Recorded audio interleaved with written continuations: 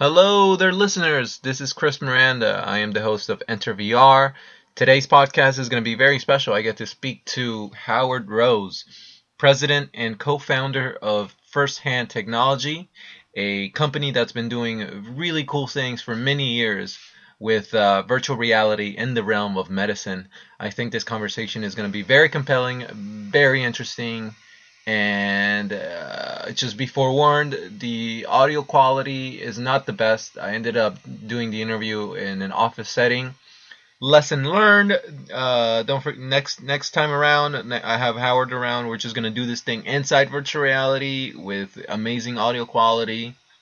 But in the meantime, do please enjoy this show. The conversation is amazing, and I can't wait to have Howard back. So without further ado, let's get going with the show. Why don't you purify yourself in the waters of Lake Minnetonka?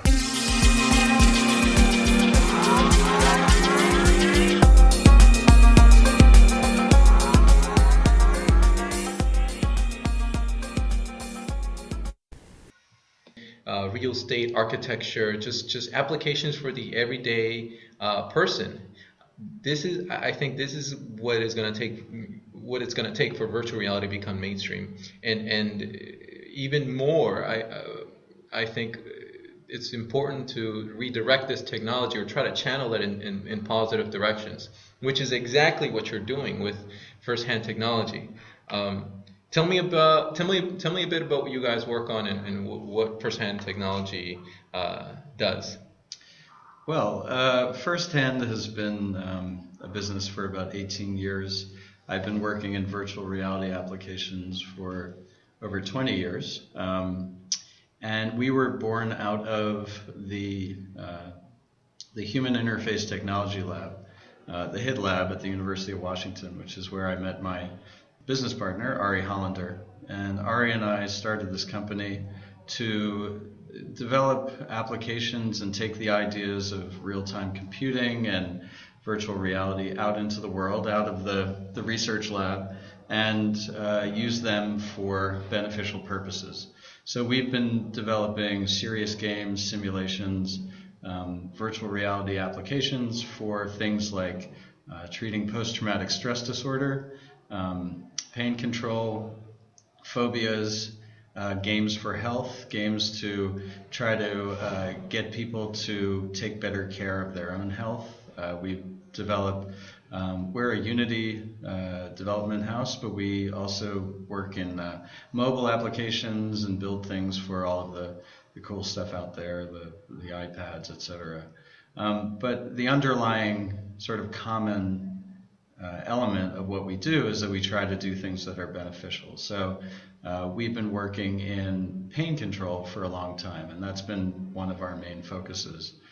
Using virtual reality as a mode of pain distraction for people who are in treatment situation, wound care, burn pain, high levels of pain.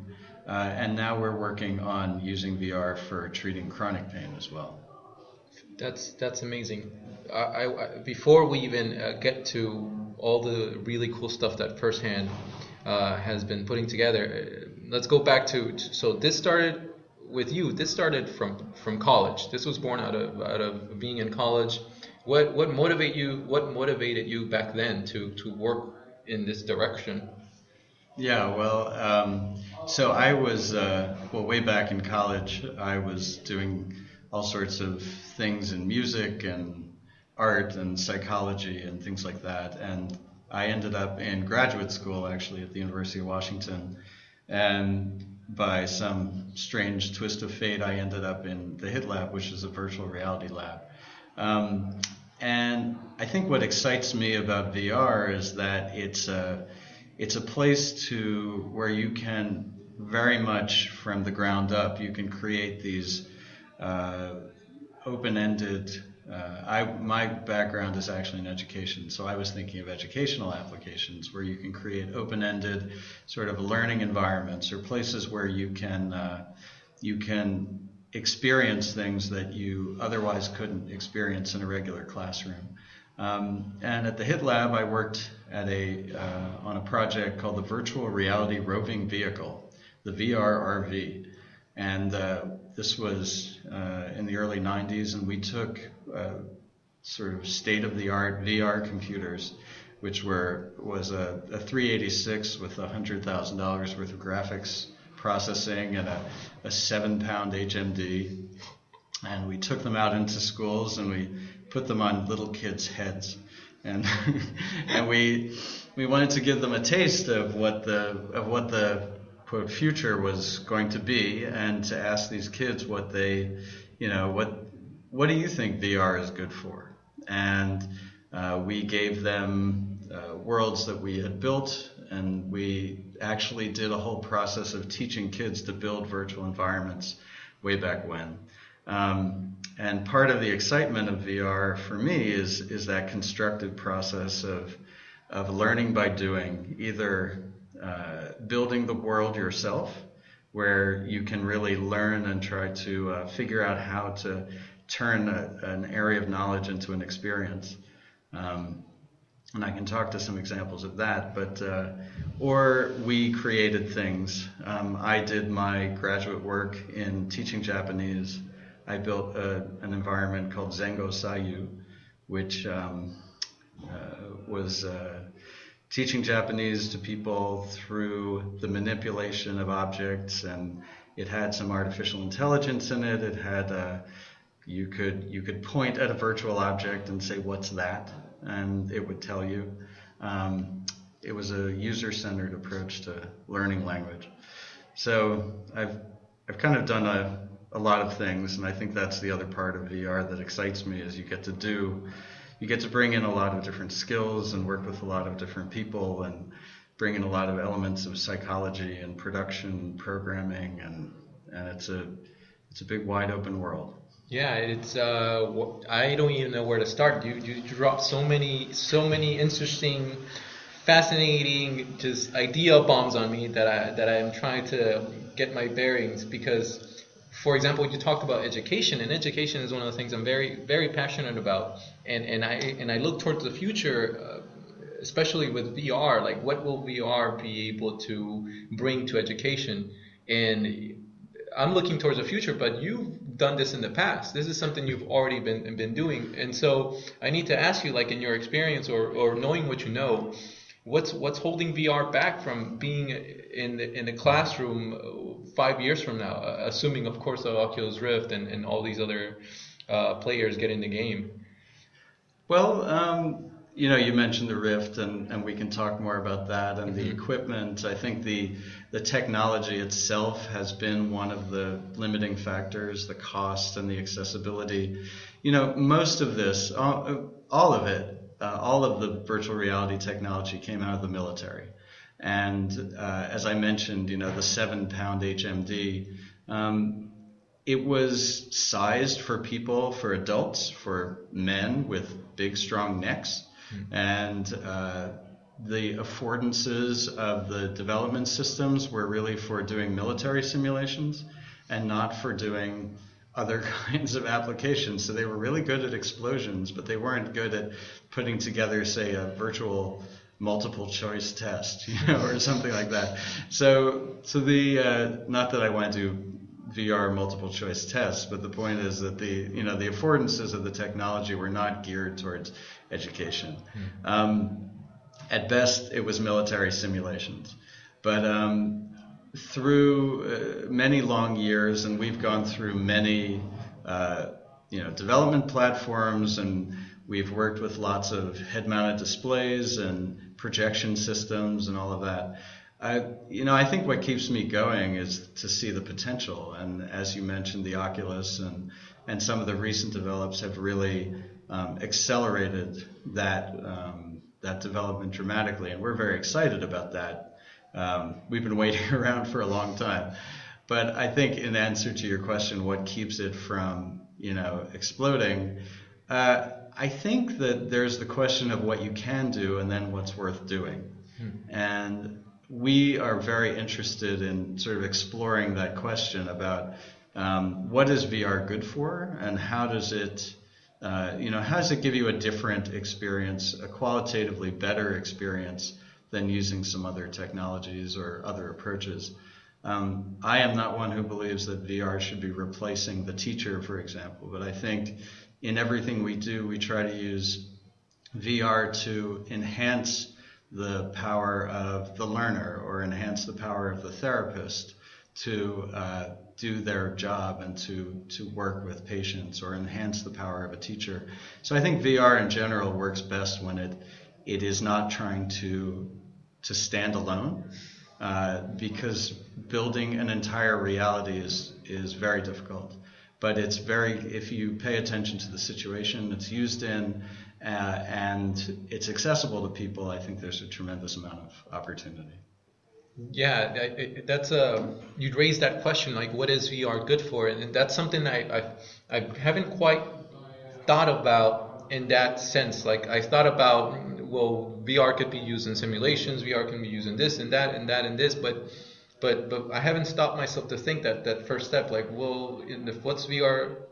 Because it's so new, it's sort of hard to figure out, like. Unless you really try it, what VR is really good for. That's something that's going to keep me thinking for a while. But I want to talk about the military, because that's a subject that is going to keep coming back. PTSD. You did work with treating soldiers with post-traumatic stress disorder with VR. Mm-hmm. Can you tell me how that came about? What was that process like? Well, the premise of using VR for phobias, and PTSD is really a sort of a form of a phobia. So, we have done work with, we've worked with clinical psychologists. Hunter Hoffman has done a lot of the original work on treating pain and also treating fear of spiders. So, we worked with him on an application called Spider World to try to treat arachnophobia. So in that process, you use the virtual environment as sort of a way to desensitize to people who have phobias. We found that if you put them into a virtual environment, it evokes the same type of fight or flight response that you get when they're encountering a real spider. So they sweat, they twitch, they have all of these sort of physiological responses evoked by a visual virtual spider.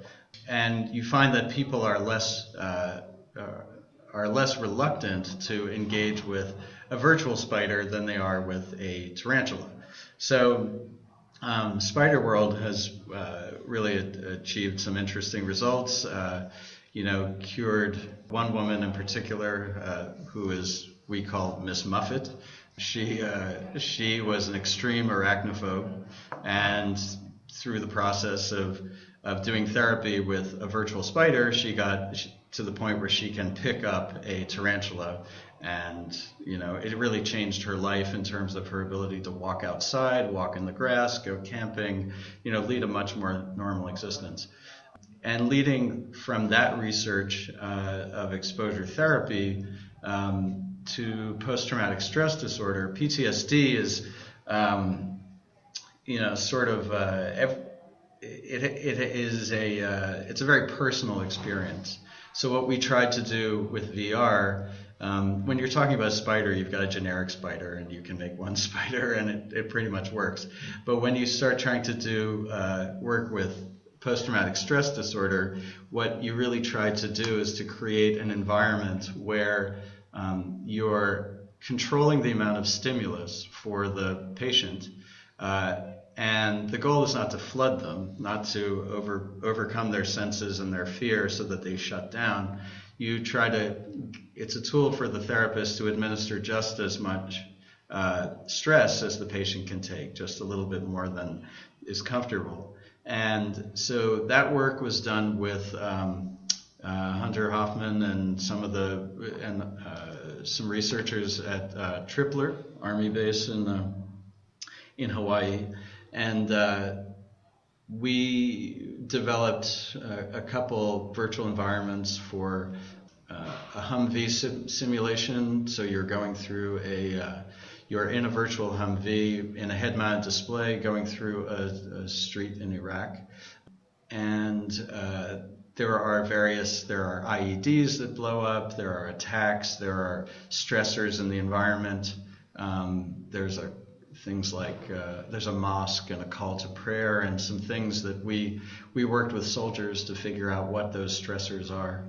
And we built this environment so that the therapist takes the patient through and tries to get them to the point where they can recount their experience.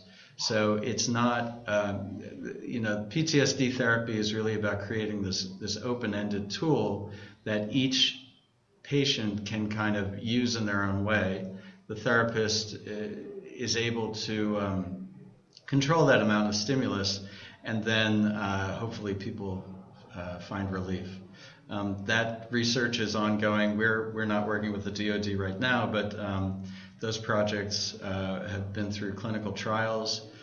We also did a project with Tamar Weiss, who's a psychologist in Israel, working with civilians who experienced bus bombs, terrorist attacks. We've worked, there was a project for the World Trade Center that we did some work with, and using it for people who experienced that tragedy.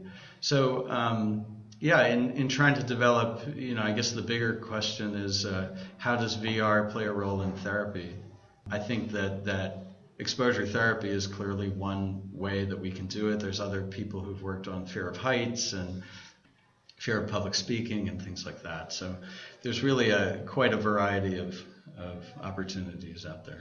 It truly is amazing to hear that for someone who isn't quite as immersed in VR as people like you and I are. I mean, I spend hours of my day just lurking and reading through forums and all sorts of places, trying to get as much information about VR as possible. And I can't but be surprised at how amazing that is, that ability to enable the human mind to heal itself from a phobia is amazing.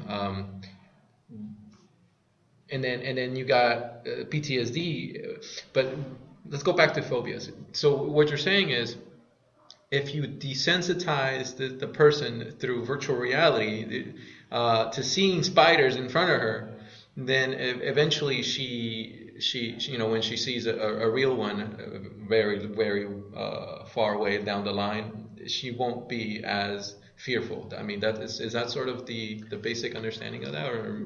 Right, and actually it's amazing, but this woman, Miss Muffet, she would not go outside. She would go into the house and tape up the doors and windows. Wow. She was, this was a debilitating, it's not just I really don't like to be with a spider. It's like my life is completely dominated by a fear of spiders. Wow. And actually the really interesting thing is she came to Hunter in the Hit Lab because she had seen a program on, this was way back, this was over 10 years ago, but seen a program on TV about treating fear of heights with virtual reality, and she thought, well, maybe these people can help me. So she actually sought out the treatment herself. And she has, she's been on quite a number of TV shows. As an example, she was on Alan Alda's science show, and she's holding a tarantula. She's gotten to the point where she is, I would say, cured. Wow. And that's really amazing. Yeah, that's amazing. That is amazing. How have you guys, in terms of just phobia treatment, like, have you guys thought about bringing this to the masses through the Oculus Rift, or because how would this work? Like, let's say I have a phobia, and do I need to go seek a therapist, and then that therapist will be like, hey, there's this app that Firsthand is working on here, let me give you a Rift? Or would this be something that will someday be on the open market, and then just anybody can just pull it down from the whatever store and use it? Yeah, that's a great question, and it's sort of a big I'd say there's two schools of thought there. There is definitely a group of people who believe that you can do what I would just generally term as, therapy in a box. You can make an application, build the AI, and build enough, functionality there that somebody could take it and, help themselves. I think it's my opinion is that in some cases that's a question of extent. How extensive is your phobia? But in general, I think that the way I look at it is, optimally, what you'd have is the therapist working with a patient to treat phobias, because I think that there's a lot of skill and knowledge and just sort of other intangibles that you get from being with a therapist. And I don't look at machines as I think machines are great helpers. I don't think they're at their best when they're trying to replace people. So, but I think that the amazing thing about humans is we're very adaptable and clever creatures, right? So we can, we've learned from crummy textbooks for eons here, right? So there's been bad educational materials, but we find some way to get what we need out of them. And that's just one example, but I think that there may be some people who can take a simulation of Humvee and going through a city and use it to desensitize themselves. But I think what you find is that so that's a good example. If you compare VR to a movie, I think clearly there's a lot of soldiers who suffer from PTSD, or other people who suffer from PTSD, and if it was just a matter of watching a scary movie or watching a war movie, and that was how you were going to cure yourself, then a lot more people would be curing themselves that way, right? So there is something about the interaction. I think that this goes back to the nature of why VR works differently than movies in terms of therapy. So if you put someone into a virtual environment, as I said before, you evoke this fight or flight response. The more that we can immerse them in the environment, the more intense the experience, right? And so in terms of PTSD, we're trying to take them back to a place where they are very vulnerable. And PTSD is usually thought of as emanating from a single experience. Now, when you've been in Iraq for a year and you've had sort of multiple traumas and stuff, that can get more complicated. But if you think of somebody who's been in a hostage situation or domestic violence or something, there's usually a core experience, and you're trying to take them back. What you find when you do this therapy in real life is that people don't want to engage with the thing that is most fearful for them. Or they will engage with it somewhat, but it'll be a very dispassionate engagement. So, yeah, this is what happened to me, this is what happened, and then my buddy got killed. So what is amazing about VR is that it kind of breaks through that. People engage with it at a very different level. And I think that maybe in the future, I'm not one to say never, maybe in the future we will figure this out and we'll be able to create virtual therapists. There are people who are working on virtual therapists right now. But, I think that taking people to that really vulnerable place, they need support. They need, that's what humans are good at.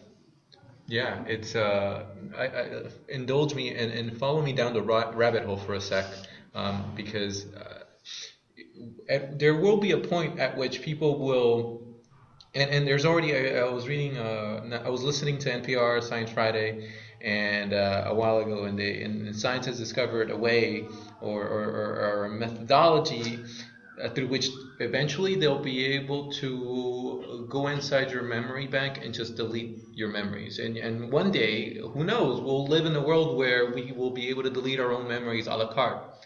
What's the difference between, I mean, what would be the value between just deleting my memory of that experience versus confronting it with VR and going through therapy?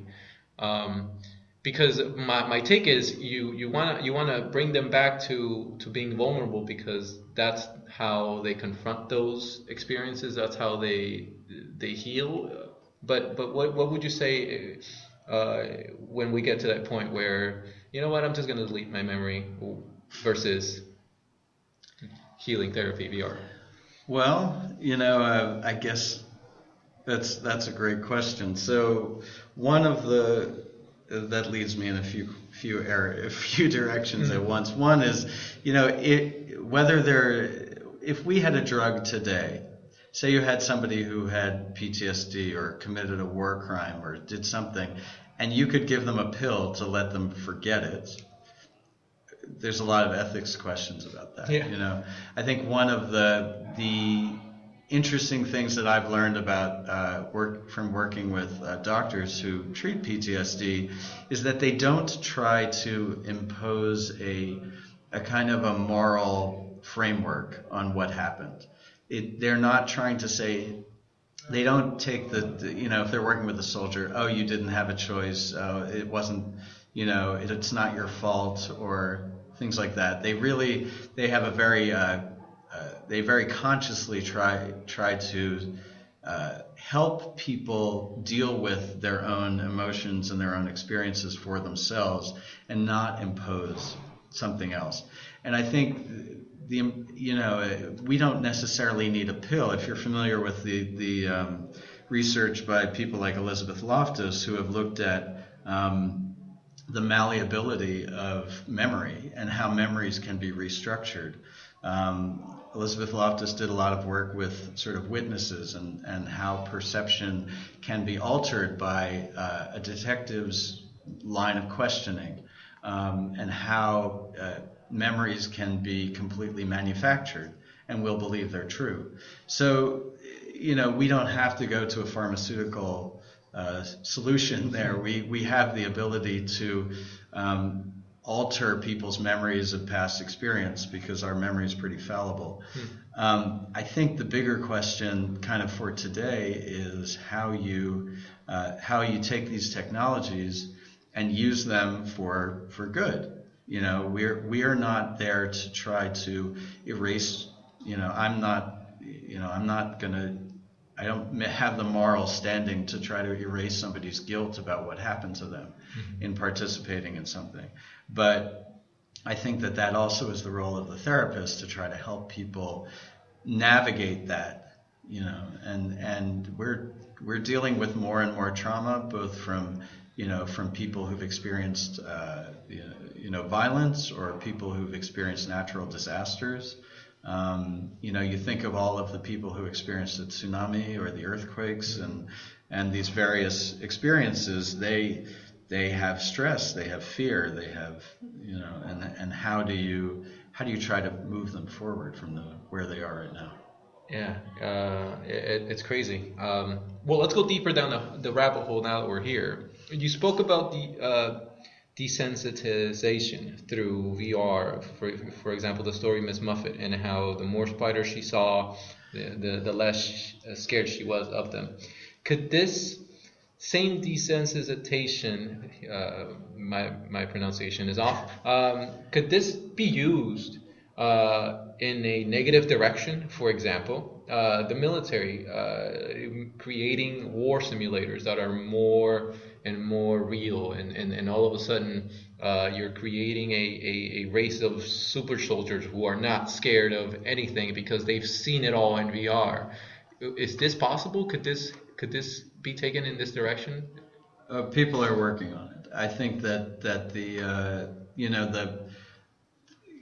to leave the moral judgment aside, just in terms of what I know is going on, in terms of research, people are very, there's a researcher named Jane Gackenbach who did a bunch of who had a finding that gamers were less susceptible to PTSD. So gamers, war vets who were gamers, her interest is sort of lucid dreaming and some other interesting areas. But she was doing this work and she found out that people who were gamers had more control of their dreams, and they were actually also less, say, susceptible to PTSD.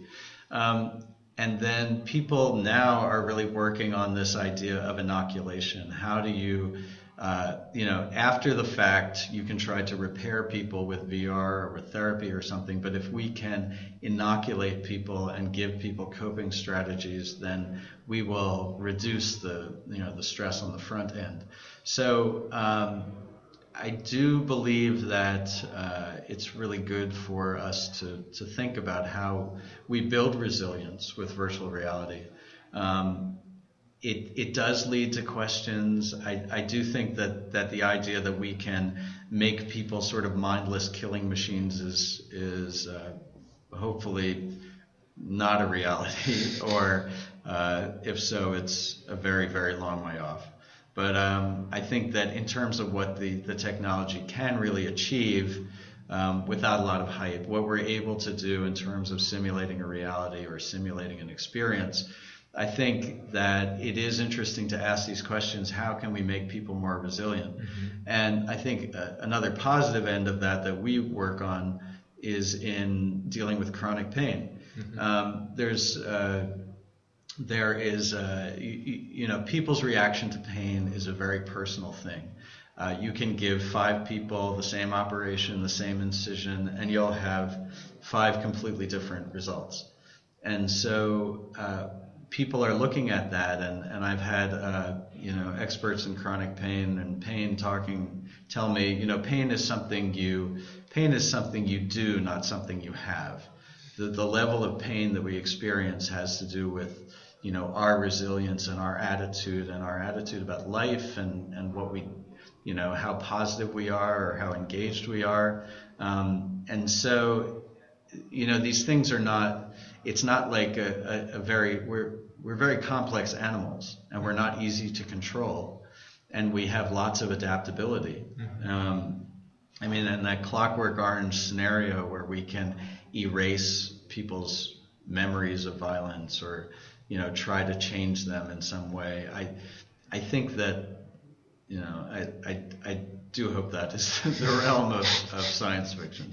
You spoke about pain and pain treatment, and that's a perfect segue into my next question, because I'm the way I see VR right now is I sort of see it as a portal into the human mind, the human brain itself, because things happen. Like I've had the Rift for a month now, and I've noticed that I've been having more lucid, more vivid dreaming, and I don't know why, but something's happening inside my head. And do you have an idea, or are you aware of any research that is strapping people to EEG brainwave sensors while they're inside the Rift experiencing dread halls or some insanely horrifying experience, or just whatever? Like, what's happening inside the brain while I'm inside VR?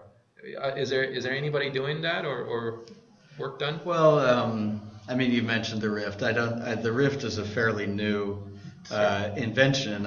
We've been working with other helmets, and I think the issues are the same. I don't think. I think that the premise of virtual reality is that it is a psychophysical experience. This whole concept of immersion and proprioceptive senses, and that we feel as if we're transported from here to someplace else. And I think that that just to kind of try to tease this out, there are our experience of reality is only approximated by this technology, right? So VR works because it, in some senses, is able to fool our our eyes and it fools our senses. So the degree to which it fools our senses is the degree to which we fall into that virtual space. So, I think that your question kind of there's a dividing line there. I mean, the technology is not real enough to make it actually feel indiscernible from reality. And so we do have artifacts from the technology itself. So I think the ultimate, the dream of virtual reality as indiscernible from reality, it's an interesting question. We're certainly not there yet. You're wearing a headset. Even if we forget, there is this, it's very exciting when we're sort of momentarily fooled to steady ourselves against a virtual table that's not really there, or to look for something in our environment because we assume it's there. One of the interesting ways that you test to see if people to see people's level of immersion is to test their level of confusion with reality. And so, there's a method of testing where you put somebody in a virtual environment that is a virtual room, and then you put them in the exact same room, and then you put, there are objects that are in the virtual world, there are objects in the virtual world, and, you have the same object in the virtual environment and in the real world, and then there's some objects that just appear in the real world, and then you ask them at the end, where did you see this? Was it in the virtual world, or was it in the real world, or was it in both? And so that, people have developed these methods of trying to figure out that level of confusion and the level of sort of, again, the degree to which we confuse the two, should be an indication of how immersed we are.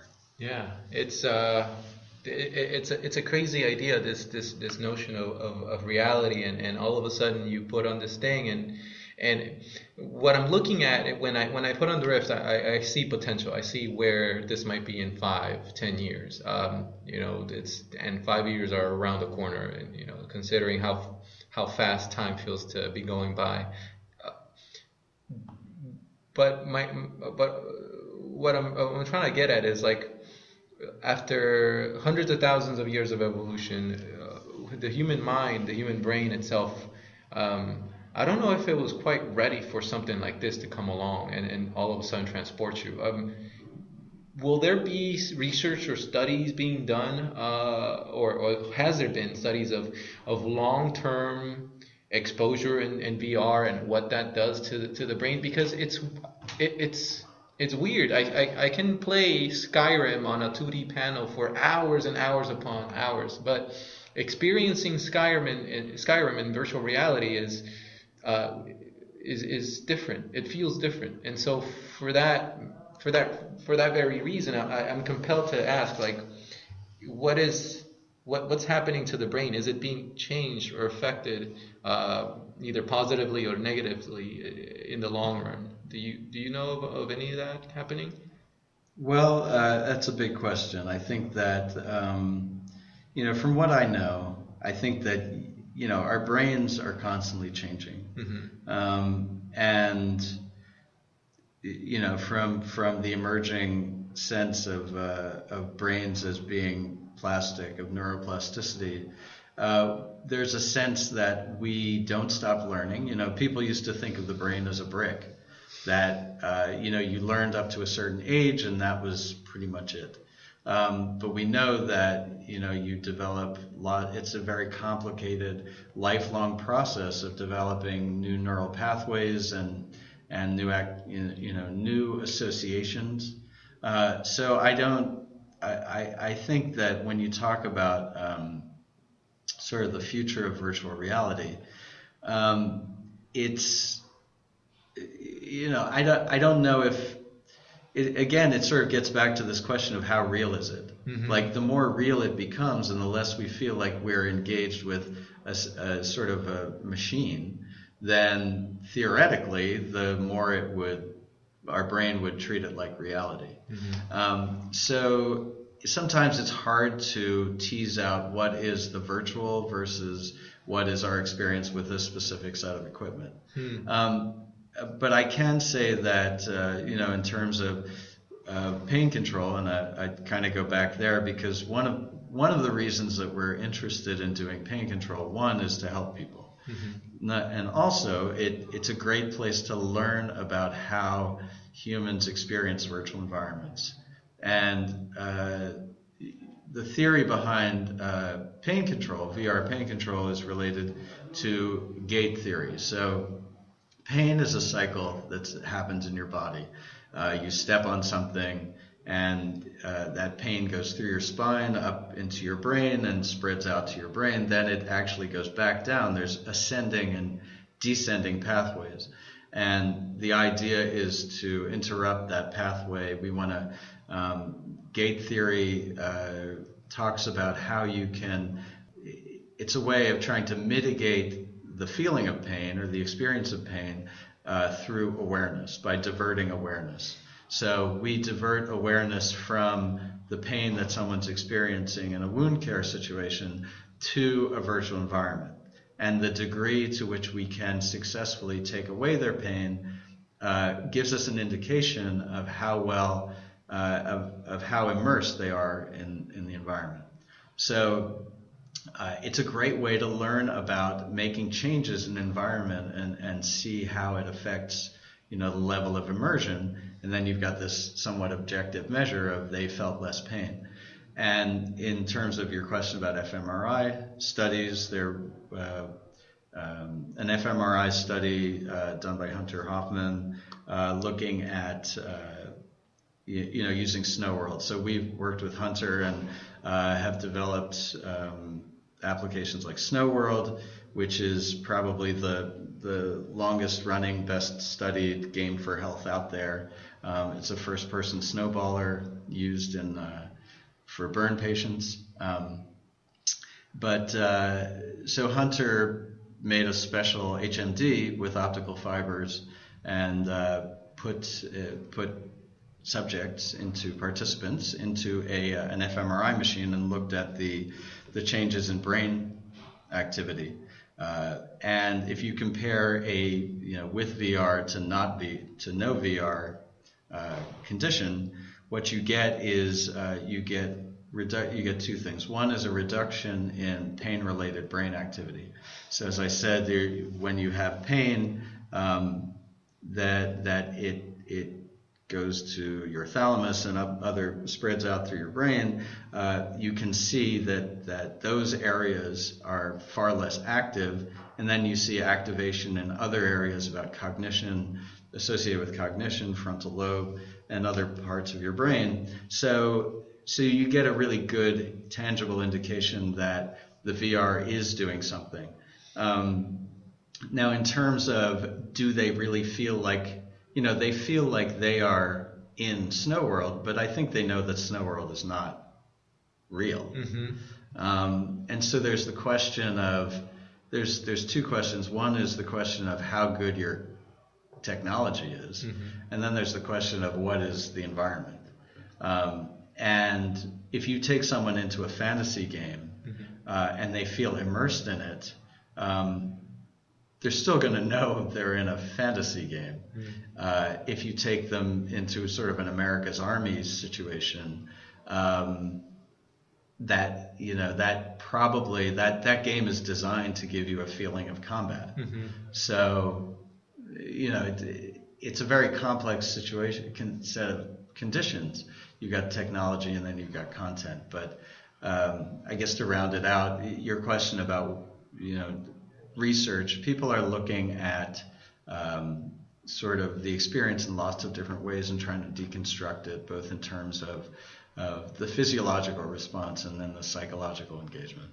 Yeah, I want to go to the Snow World, because that was something I was looking at your website and I ran into the video where the soldier was being treated for burn wounds, and he was using Snow World. And by the way, if you're listening, you should check out firsthand Technologies.com, or is it We're firsthand.com. firsthand.com? There's this video linked to NBC where there's a soldier named Sam, and Sam had a bomb explode while he was in Iraq, and he had burns all over his body, and they were using Snow World, this VR interactive experience, to help treat his wounds. By distracting his brain from the pain that he was going through. Is that basically what gate theory is? Like, if I could use an analogy, which is going to be a horrible analogy, by the way, it's kind of like a computer. Like you have a computer with a 2 gig memory, right? The RAM, and then the brain is that memory, and so it can only process so much at one time, and so. And so what you do is you come in and you drop someone in Snow World, and so you give them all the stimulation, all these things happening, and so the brain sort of just forgets or just doesn't pick up what's happening to them. Like, that's amazing, because that is a fine analogy. It is exactly what's happening. That your brain only has a certain amount of processing power, and you want to absorb that as much as you can to take it away from pain. And so there's less there to focus and concentrate on the pain. So the conclusion this leads me to, and it's the same that you guys are reaching, is the issue of it's actually not an issue, it's an epidemic of Americans using over-the-counter synthetic heroin like hydrocodone and Vicodin, and ending up abusing it, getting addicted to it. You're using to treat pain. The old school way was let's drug the hell out of them and let's get through this. But now with virtual reality, you're using a non-invasive technology to heal people, to treat burn wounds. That's insane to me. Like, why isn't this everywhere? Like, why isn't this like being utilized in every single hospital in the country? I mean, just imagine how much. Is it the pharmaceutical companies? Is it them again? God damn it. Well, yeah, I was astounded to learn that the United States consumes more than 80% of the narcotics, the opiates in the world. Wow. And that begs the question, what is the rest of the world doing right that we're doing wrong? Yeah. How we got here is another issue, but clearly we have an overdependence on drugs as a means of getting through things. So one of the reasons that this is not available in a lot of hospitals and clinics or for people at home has been the cost. And so we've been doing this research for a long time and working with hospitals and selling them, selling systems and going and training doctors and nurses how to use virtual reality equipment. But the cost of the systems has been with a $25,000 or $30,000 HMD, have been really prohibitive and very limited. And that's had two big impacts. One is that we have not been able to do large enough studies to really look at a lot of the issues about how it's used and develop protocols, et cetera. And the other is that it's just not affordable. So firsthand we've kind of took this into our own hands, and we developed our own 3D display, an immersive display designed really specifically to do the job of pain control better and cheaper.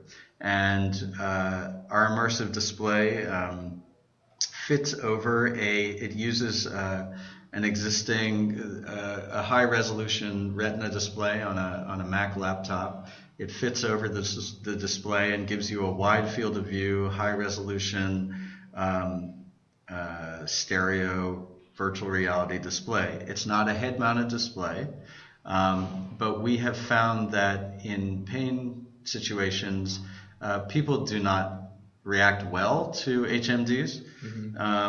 They have some operational issues in terms of what happens in the clinic, positioning the patient, getting the patient comfortable. A lot of patients don't like things on their face. They're very sensitive to claustrophobia and things like that. So for a number of reasons, we've found that HMDs are not really effective. And actually the doctors if you look at that video that you had mentioned on our site, you'll notice that the doctors were taking these $30,000 helmets apart and putting the optics on an arm and floating it in front of the patient, because that was a more effective way to do VR pain control. And usually in a pain situation, people are not interested in, they're not moving their head around. They're stationary. They're getting treated. So we decided to build a cheap, affordable display, and we're trying to address that. I can also say that we recently finished a study. We got funding from the National Institute of Health, from NIGMS, thank you very much. And we did a study comparing our display to a $25,000 helmet. And we found no significant difference in terms of pain reductions between the helmet and ours. So we feel really good that we'll be able to mass produce this. Right now we're moving towards a Kickstarter, and that's we'd love for people to be out there watching for that. But we're trying to figure out all of the pieces to this puzzle about how you create a whole, part of it is the ecosystem of care and how it's done. And that's a whole interesting topic in and of itself. But having technology that is proven, having technology that's effective, that people can, they need to sterilize it. They need to be washable. HMDs have too many contact points, which in a hospital, you're really worried about contagion. So there's all of these pieces to the puzzle that have to be together in order for something to succeed. Yeah. And opiates and opioids and narcotics, medication, there's very clear protocols about what the dose is, and they weigh you and they know exactly what you should have, and they who gets to decide who gets what drug. A lot of that is not as well defined for VR. Like, how much can we reduce their the anesthesia if they're using VR for a procedure? Yeah. Things like that. So, but what I think you're finding is, what I see is that with the Affordable Care Act and some other, real big social changes, there's much more interest in bringing down the cost, bringing down the, reducing our dependence on opioids and other kind of medication as a solution for pain, and looking at alternatives. So VR, I'm hoping that the time has come for it to kind of come out of the closet. I think the time is right. I think based on what I've seen, going to the meetups, the San Francisco one, the Silicon Valley one, I see that there's been a sleeping dormant giant since the 90s. We had a bit of a false start, but it looks like, based on what I've been seeing, it looks like this might be it. So people will say, and going back to your display, people will say, like, well, why don't you use an Oculus Rift? And this, aside from all the reasons that you just mentioned. Who is your target audience? Is this definitely for hospitals? Is this for like consumers? Is there going to be an SDK for developers to create? Is this going to be an open sourcing? I have so many questions about this. Well, to start with, the way our display works is an over-under split screen over-under instead of Oculus side by side. Some of the advantages of over-under are you get a wide aspect ratio. So our display, if you use a Retina, we're using a 15-inch MacBook. You can get, we're getting 2600 by 900 resolution, which is, way better than what you can get in an Oculus or an HMD. We're using conventional technology, so there's no, as the quality of the displays improve, we will move right along with it. And I think the Oculus is, I think it's a great thing. I think it has really spurred a lot of interest and innovation in virtual reality, and I think there's a lot of exciting things happening thanks to Oculus. But our main target is not, it's not the helmet experience. And I think that you can do things on ours like watch a 3D movie, and it's the equivalent of looking at a 10-foot screen from 9 feet away. So you kind of got an IMAX, a 3D IMAX sitting on your desk. Nice. And it's just a very different experience from Oculus. So I think the tendency is to say VR and helmet. And we've got a lot of experience there, and we believe in it. But we found that so our target really isn't in trying to treat pain. I think that there are some other applications because it's high resolution. I think it's great for a lot of other applications. You can put your GoPro in it. You can look at watch 3D movies. You can do simulations. You can read text. Everything is much more. We're really taking advantage of the high resolution. And the other thing is that the Oculus has an issue about simulator sickness. They have really tried to maximize the field of view, and at 110 degrees or whatever it actually comes out to be, you have a real issue about simulator sickness. And I know that this is a pretty well recognized aspect of the HMD. People who are in pain cannot tolerate any sort of nauseogenic kind of experience. They have a very low tolerance for that. So we have an 85-degree field of view, wide aspect ratio, and in terms of SDK, there's no programming you have to do. Okay. All you have to do is, if you're using Unity, send me email and we'll work with you to set up the cameras. It's pretty simple.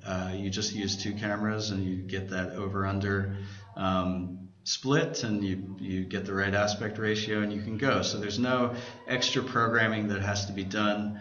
And in terms of Oculus and sort of head-mounted display experiences, the experience is qualitatively different. And to build an environment for a first-person, tracked experience moving through a virtual environment, to build that kind of environment, it's a very different kind of thing.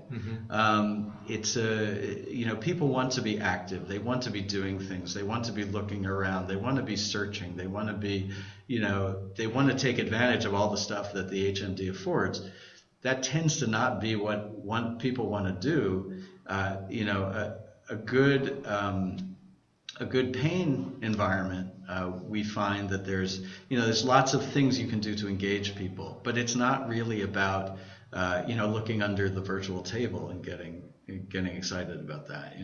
So it's we want to try to reach out to developers, and definitely shout out to say, if you're interested in working in this world, building applications, or maybe you've got an application already that you think would be good for helping people, deal with pain, relaxation, things that are engaging.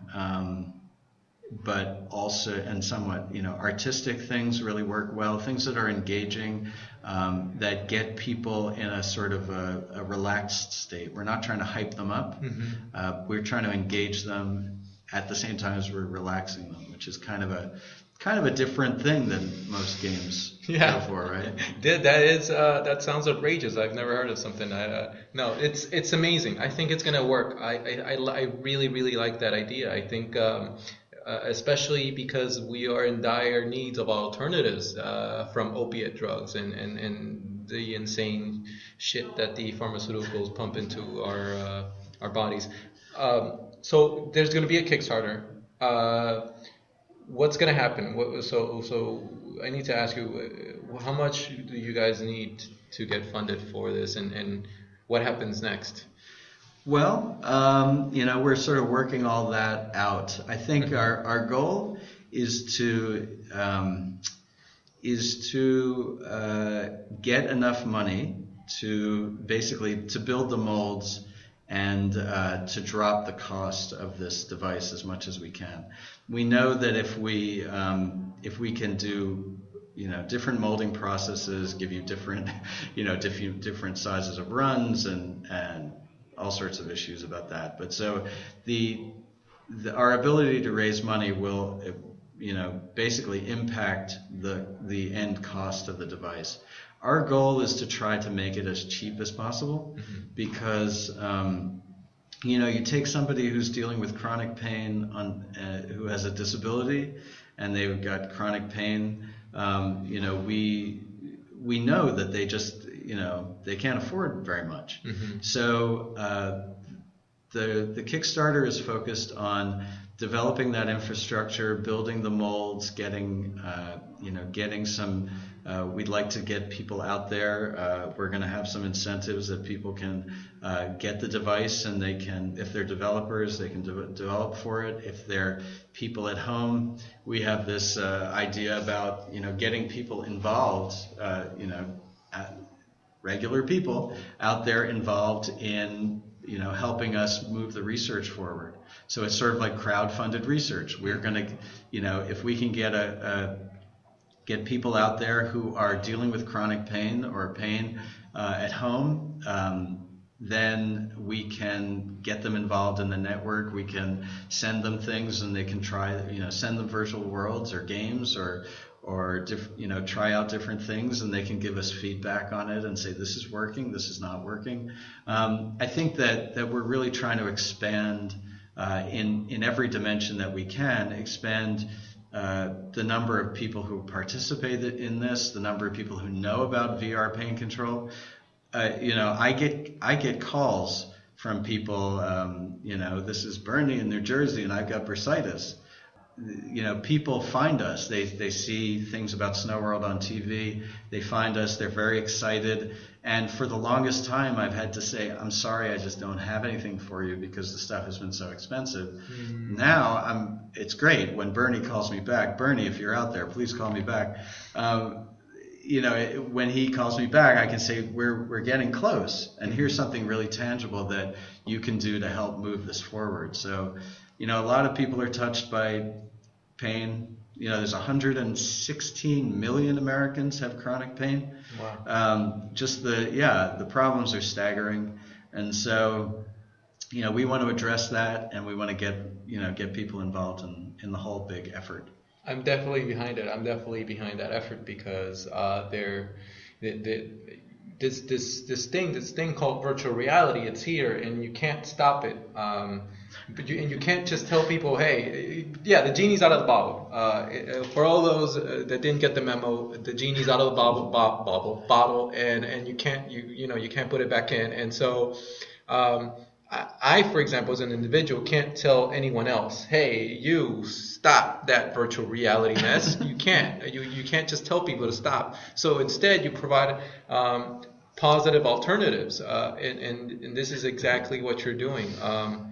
Providing a positive choices for us to redirect our attention to and hopefully focus the technology towards.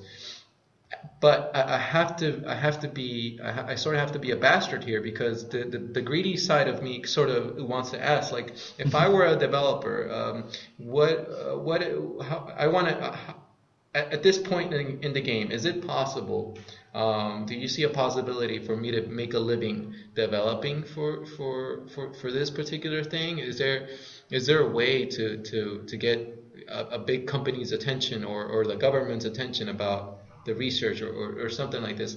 I'm trying to figure out a way that we can just organize like a massive, here comes the naiveness in me, the massive tweet, like just tweet the hell out of the whitehouse.gov website and tell them, hey, check out this awesome thing that Howard Rose is doing. Listen, this could solve so many problems. Like, but just going back to that same thing, like, and it begs the question, like, what are the obstacles that you're facing currently? Like, obviously financial, but also, are you facing any technical obstacles as well?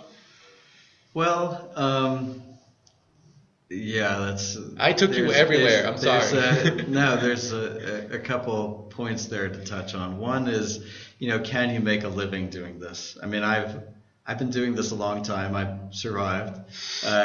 Sometimes it hasn't been pretty, but the technology has evolved. I think that Ari and I got into this pretty early in the game, and we've been through a lot of, every time you have to shift gears and change to a new development platform, you go back to square one, right? Mm-hmm. So we're very familiar with that. But I think what we've been able to kind of, we've developed our own resilience through that process, and we have a good sense of the enduring factors that, it doesn't really matter what your development platform is. I think, Unity is great. We're developing with that. I would definitely, shout out to Unity developers to at least consider, checking out firsthand.com and the work that we've done, and think about working in some of these areas and collaborating with us. I think in terms of, as I said, the market, if you want to just take it as a business case, the market for pain control is enormous. The need for pain control is enormous. And it's going to evolve. It's not there yet. We're not there today. So it's not like you can just plug in and go to the, get your app on the App Store, and then there'll be an audience, right? That a number of things have to happen. But I think that's true no matter which area of virtual reality you're looking at. I mean, there are places there are businesses, there are markets where it is more established than others. Clearly, the interest in the Oculus Rift has developed a lot of traction around games. And I think there's lots of people in the research world who are looking at the Oculus as a good alternative for doing work in, phobias, pain, neuroscience, lots of different places. And so I think that we are in a very exciting time in terms of the pain market, and I guess in general, serious games. Everyone in your listening audience is probably very aware that games have eclipsed music and movies as in terms of revenues and sort of economic activity. This is how we spend our time. So to me, it's not a question of are these things going to come. I think it's a question of how soon and how good they are when they get here. If you look at a lot of Exer games, for example, they have not lived up to the hype. There are some that are doing better than others, but there are some interesting studies out there that show that a lot of what is out there as an exercise game is not really going to give you some really substantive cardio exercise. Yeah. You're not going to get the health benefits. So I think that overall, you look at the Oculus. we definitely think it's a great addition, but it's a big social experiment. Yeah. You know, if you look back at the history of 3D in the 50s, there was a lot of excitement about 3D movies, and there were people making 3D cameras with film, and all of that. And what I think is really cool about the Oculus is that it evolved out of the Kickstarter community. It evolved out of people like looking at it and saying, now's the time. And I think that it's interesting to look at, like, so a lot of the people who, you know, in the 20s and 30s age range, whatever, who contributed to it, they grew up with sort of visions of virtual reality in movies, and sort of the dream was there before their eyes. Mm-hmm. And then I think people stepped into it, and they stepped up, and people like Carmack and others kind of, they got behind it, and so people sort of rallied and said, hey, maybe this is it, and went for the dream. Mm-hmm. I think that they do have, you know, they're smart people, and they're going to come up with something that is pretty interesting. Is it going to be the panacea? I don't know. I've been in this industry a long time. I've heard it a lot. I've heard the next best thing, you know, is right around the corner, and it never quite materializes.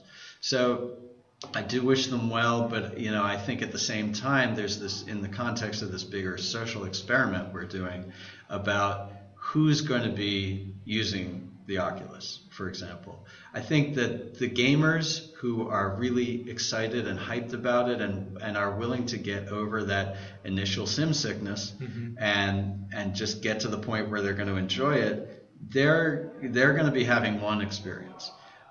When you give that to my mother, or you give that to somebody who's not a gamer, who doesn't have that intrinsic motivation, they got to be motivated by something else. Mm-hmm. And I think that, you know, getting back to that statistic about games have eclipsed you know, other kinds of entertainment, I think I have heard it said more than once that serious games have the potential to eclipse entertainment games by a similar magnitude, because you think about uses in health, you think about school, you think about all of the other parts of our life that are not sort of recreational. Mm-hmm. There's tremendous opportunity, mm-hmm. and you're going to see it moving towards there, but I think it's a gradual evolution.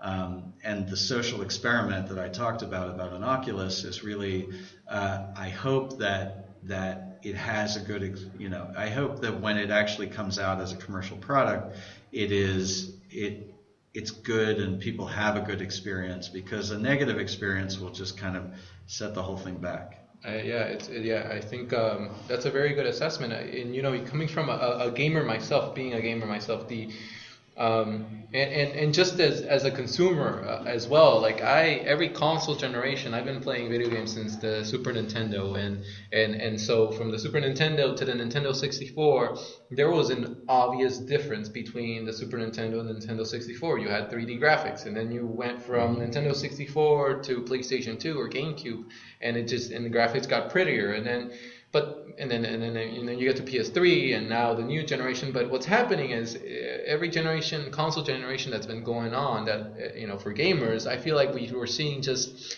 more of the same, except just prettier and with more horsepower, which isn't necessarily a bad thing in and out of itself. But I think since it's 2013, why do we not have Tron yet? Like that's the thing to me. Like, why? And so every time there's a new peripheral or a new console coming out, I ask myself, like, what are you showing me that I haven't seen before? And you know, a lot of gamers like myself are seeing the Oculus and they're realizing, like, this is something I've never seen before, and this is for $300. This is going to be a compelling experience.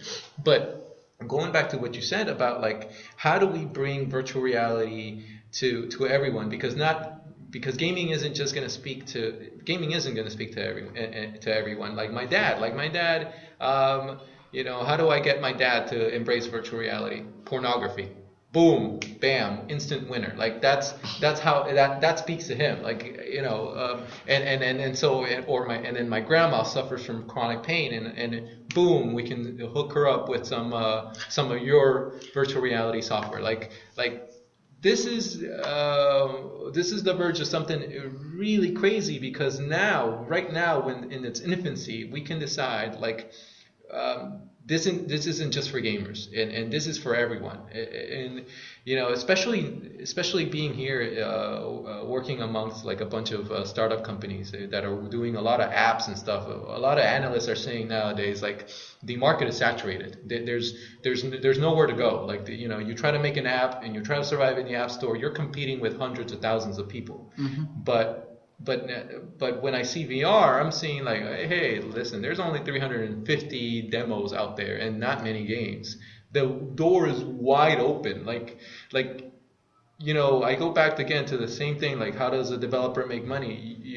There's 116 million people with pain, like what you said. There is profit potential everywhere, and it's all a matter of crossing my fingers that Oculus pulls it off. I'm hopeful, but Sony's also noticing this, and Sony's about to get in this thing. In January, they're announcing their own HMD, and then there's this really cool startup in Germany called Duravis, and they're creating this thing where you can use your smartphone as your virtual reality device on the go. It's crazy, like it really is. And so, for you personally, like, are you hopeful for this time around? Are you? I noticed there is a bit of skepticism, but like, is this it for you, or not yet? No, I would say, of course, yeah, I'm very hopeful. I think, going back to where you were talking about, this evolution of game consoles and realism, and it's interesting to go back to Spider World, that the virtual environment that Miss Muffet used was on it was on silicon graphics machines. It was low res. It was the cheesiest looking spider. If you looked at it now, you'd go, oh my God, it's primitive. But it worked. And I think that goes to, this notion of it's not all about realism. It's not all about photographic realism. I just think about, the cartoons. Look at The Simpsons. It's not photorealistic, but we like it because it's funny. Yeah. Right? So you look at Angry Birds, very different model, not photorealistic at all, but a big hit. So, in that world, it's about gameplay and all of that, and the dynamic and kind of getting all the nuances right.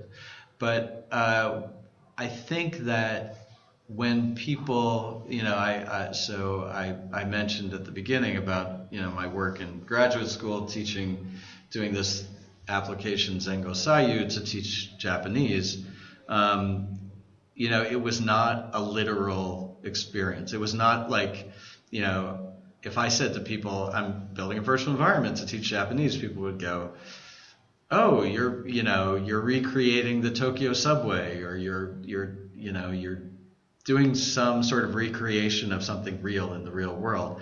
And I'm like, well, yeah, you can do that, but that's not really that interesting to me, because it doesn't really get at what virtual worlds are really about. When we get anchored so much in our real experience, we stop thinking about it in a creative way.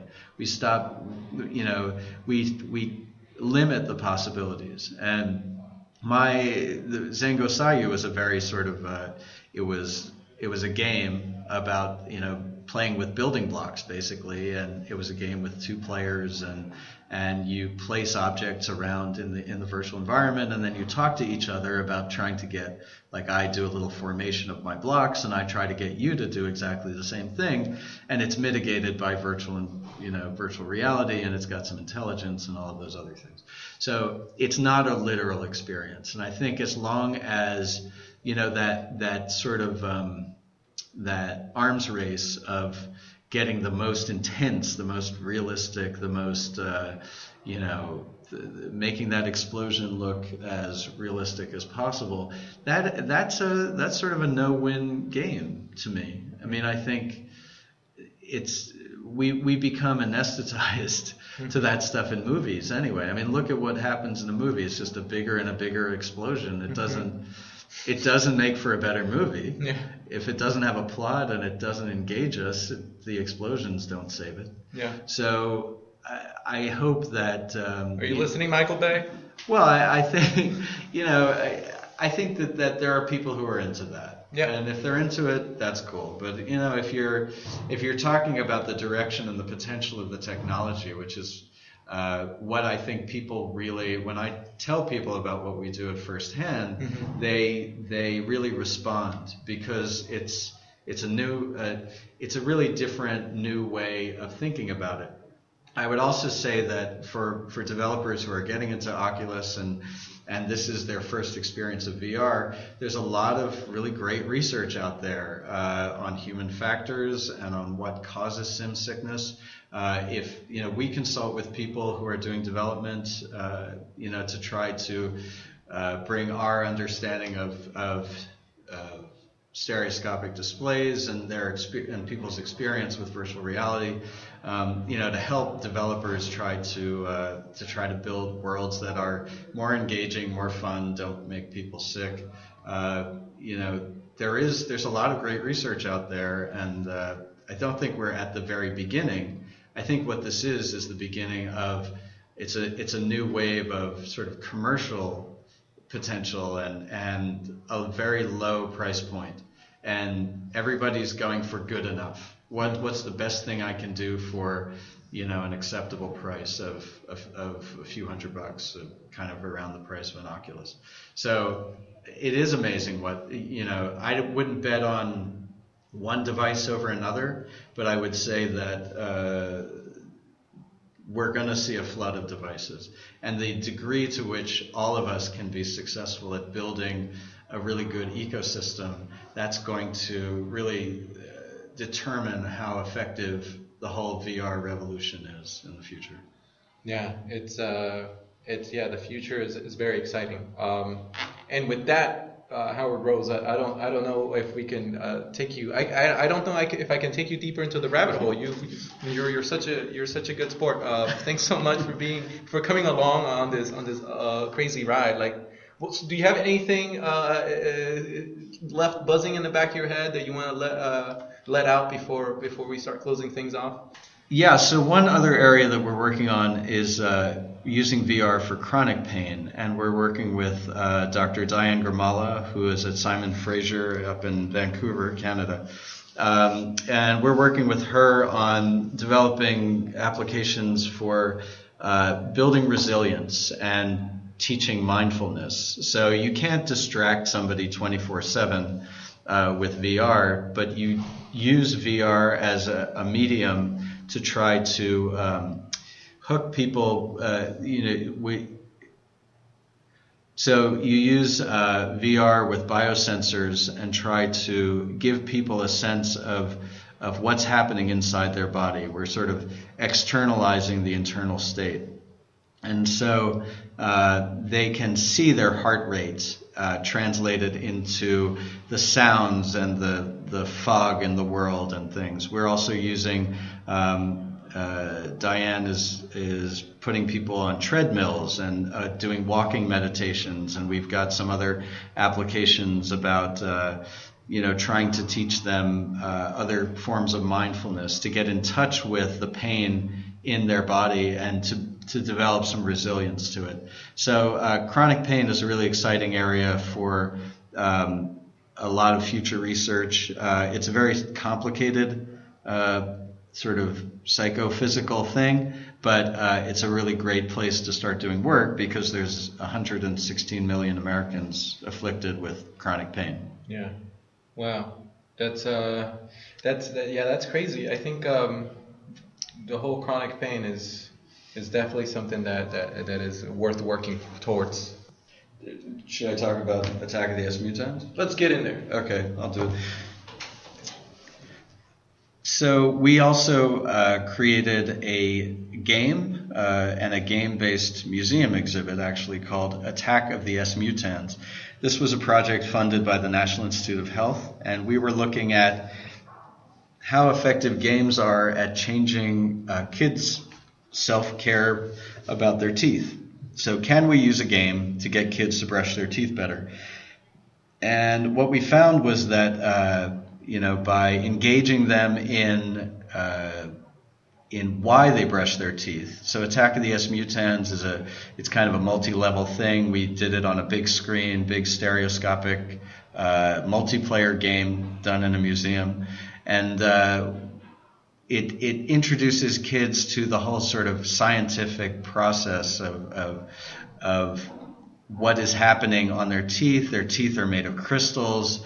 That crystal is getting attacked by acid. Where's that acid coming from? It's coming from these biofilm growths that are growing on our teeth. And so as they go through the process of fighting against these biofilm and trying to go through the levels of the game, they learn about why it's important to brush their teeth. And we found that has a positive impact on their feeling of self-efficacy. They feel like they can actually affect their health more, and they also it increases their brushing time, so brushing behavior. So that's one great example of how games and virtual environments can be effective at changing behavior and hopefully making us healthier.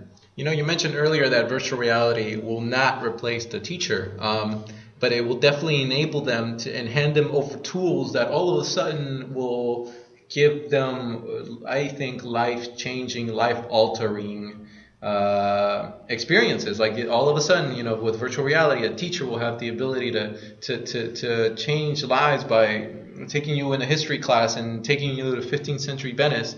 And now with your application with the S Mutants one, Attack of the S Mutants, you have you won't replace the parent, but you will enable them with a tool to teach their kids and really teach the kids about themselves, their bodies, and science itself, which is really cool. That's really awesome.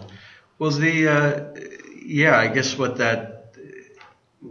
the interesting thing about toothbrushing, what could be more mundane, right? Mm-hmm. But it is the one thing that we do every day to take care of our health. And it's also it's become a flashpoint in a lot of families where the parents try to get the kids to brush their teeth and the kids don't want to do it and they rebel and all of that. It causes tension. And it creates that tension creates a certain type of dialogue around that activity. The cool thing about Attack of the S Mutants is that we're really interested in changing that dialogue. So it's not about, mom wagging her finger and going, you got to do this. It's that it's getting kids engaged about why they do it, why they need to do it, why if you do it and you do it better, you're going to have a better result. Mm-hmm. And, you talked about education. I think what's exciting is to change the dynamic of how education happens from the teacher. A lot of teachers are able to do this naturally, but they're building when educational applications are designed from the ground up to enable the teacher to take a different role. It's not about imparting information so much as creating this experience that the teacher can then step in and provide that extra value. So I think it really begs the question of, what do we want our schools to be? What do we want? How do we want to educate ourselves, and how do we want to, interact with each other? And I think if we can make tools, that's kind of our mission at First Hand, is to make technology work for people. Mm-hmm. Instead of the other way around. Mm-hmm. We build technologies that will create those spaces for better learning, better interaction, healthier lives. I wish I look back at my childhood and I wish I had something like that, because the way I was taught to brush my teeth every day was through fear of the dentist. I mm-hmm. had such horrible experiences going to the dentist that mm-hmm. like the thing that my dad used to say, like, well, if you don't brush your teeth, we're just gonna go to the dentist, and you know what they do to you at the dentist. And I'm like, all right, you don't have to. Fear works with Some children. Unfortunately, it worked with me. But definitely, Attack of the S Mutants is definitely a more positive alternative. If I ever have children, I will definitely put them through instead of the fear. Well, where we're going with that is we're really interested in seeing how. So we put it into a dentist waiting office, right? And the kids play it, and then they go in and they see the dentist. And a lot of people are afraid of dentists. It's one of the most widespread fears out there. Huh. So, and that's actually how we got into this idea of building a game, but that's another story. So, but one of the things that we're interested in is how that game can change the dynamic, can change the discussion that happens in the dental chair from the dentist going, telling you've got to do this, and people know. Mm-hmm. People know they're supposed to brush their teeth. This is not news to anyone. Yeah. It's like, tell me something I don't know, but people just don't do it. And there's a lot of things, like we know we should eat well, but we just don't do it. Mm-hmm. Or we know that we shouldn't smoke, but a lot of people still just don't do it. So there's a whole bunch of behaviors that I think that if we could change the perception around it and we change the associations, and why do it in VR? We believe that there's a value in transferring that image. So in our Attack of the S Mutants, we have these disgusting biofilm, and they're pooping out acid onto the teeth. We want kids, when they go home and they're in their bathroom brushing their teeth, to close their eyes and think about our disgusting biofilm. We want them to feel that, and not just sort of, it's not like a picture you saw in a book. It's like, ugh. Yeah. That's the stuff that I'm going to get that stuff off of my teeth. That's the motivation. So, virtual reality becomes this great way to change it from a third person experience to a first person. I was there, I saw it, and ugh. Perfect. Yeah. Yeah, we're gonna have a generation growing up of kids that are gonna have perfect pearly teeth. I can't wait for that. Okay. Awesome. Thank you. Oh, that was awesome. Thank you for inviting me, and I really appreciate this opportunity to reach out to folks out there. I think I would invite them to come and check out our website, and if you're interested, to use the link to get in touch with me and sign up, for our Twitter feed and all of that. And please look for a Kickstarter coming in the near future. There you go. That is firsthand.com. Yes. And the Twitter handle is at? We're Firsthand Tech. Very cool. Awesome. This was enterVR, and Howard Rose, thank you again. Thank you so much.